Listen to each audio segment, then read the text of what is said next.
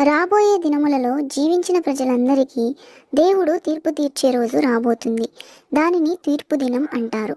ఆ రోజు ఎవరు పరలోకమునకు వెళ్ళాలో, ఎవరు నరకంలో పడవేయబడతారో దేవుడు నిర్ణయిస్తాడు.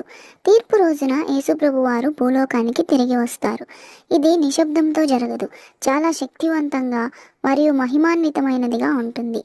బిగ్గరగా బోర యొక్క శబ్దాలు వినిపిస్తాయని బైబిల్లో వ్రాయబడింది. మరియు యేసుప్రభు వారు తిరిగి వచ్చారని ప్రపంచం మొత్తం తెలుసుకుంటుంది. యేసయ్య పరలోకం నుండి రాజుగా వస్తాడు. ఆకాశం మారుతుంది మరియు ప్రతి ఒక్కరూ ఎక్కడ ఉన్ననూ ఆయనను చూస్తారు. చనిపోయిన వ్యక్తులు తిరిగి బ్రతికించబడతారు. వారు సజీవంగా ఉన్న ప్రతి ఒక్కరితో పాటు దేవుని ముందు సమావేశమవుతారు. ఆ సమయంలో తీర్పు ప్రారంభమవుతుంది. యేసు ప్రభు వారు గొప్ప గంభీరమైన సింహాసనంపై రాజులా కూర్చుని ఉంటారు. అందరూ ఆయన ముందు నిలబడి ఉంటారు. ఈ రోజున మనం చేసినవన్నీ లేదా చేయాలి అనుకున్నవి అన్నీ తెలిసిపోతాయి.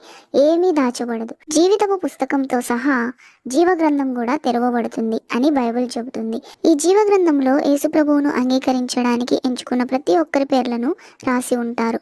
మరియు దేవుని ప్రజలను సంతోషపెట్టే విధంగా జీవించిన వారి చర్యలు మరియు వారు దేవుని ప్రేమ మరియు క్షమాపణను అంగీకరించడానికి ఎన్నుకున్నారా అనే దాని ఆధారంగా నిర్ణయించబడుతుంది. యేసయ్యని అనుసరించి తప్పు పాపం చేసినందుకు క్షమాపణ కోరిన వారు పరలోకం అనే కొత్త పరిపూర్ణ ప్రపంచంలో దేవునితో కలకాలం జీవించడానికి ఆహ్వానించబడతారు. పరలోకం ఒక అందమైన ప్రదేశంగా వర్ణించబడింది. ఇక్కడ ఎటువంటి దుఃఖం లేదా బాధ ఉండదు. కానీ దేవుని అనుసరించకూడదని ఎంచుకున్న వారికి మరియు ఆయన ప్రేమ నుండి దూరంగా ఉన్నవారు దేవుని నుండి వేరు చేయబడతారు మరియు వారు పరలోకంలో జీవించలేరు అని బైబిల్ చెప్తుంది. తీర్పు రోజులో ఈ భాగం చాలా విచారకరమైనది. మనం ఎన్నుకునే ఎంపికల గురించి ఆలోచించడం ఎంత ముఖ్యమో ఇది విన్న తర్వాత గుర్తు చేసుకోండి. తీర్పు దినం న్యాయానికి సంబంధించినది. దేవుడు అన్ని సరిచేసే రోజు ఇది. ప్రపంచంలోని అన్ని పాపాలు, తప్పుడు విషయాలు చేయడం, అబద్ధాలు చెప్పడం, ఇతరులను బాధ పెట్టడం లేదా స్వార్థపూరితంగా వ్యవహరించడం వంటివి అన్నీ పరిష్కరింపబడతాయి. ఈ రోజు అందరికీ ఆశాజనకమైన రోజు.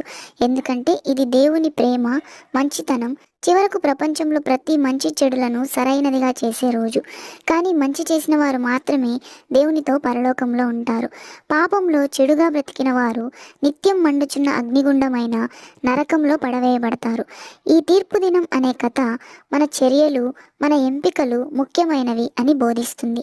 మనం తప్పు చేసినప్పుడు క్షమాపణ అడగడం, దయ కలిగి మంచి మార్గంలో నడవడానికి, దిద్దుబాటు కలిగి జీవించడానికి గుర్తు చేస్తుంది.